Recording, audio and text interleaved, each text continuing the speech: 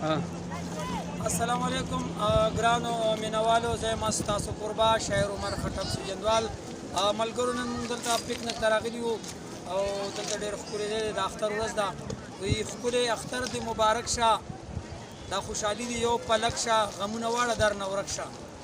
ښکلی اختر دې مبارک شه، دا خوشحالي دې یو پلک شه، غمونه واړه درنه ورک شه. او زما جانانه درته دا دعا کومه،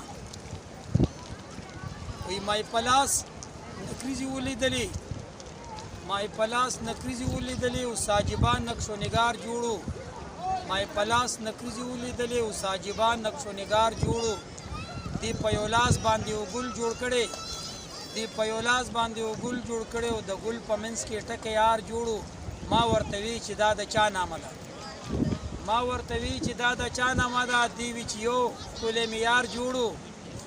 ما ورته وی چې دا د چا نامه ده، دې وی چې یو ښکلی معیار جوړو. عمر خټک په نوم یادېږي که نه، او څه وخت زما د غاړې یار جوړو.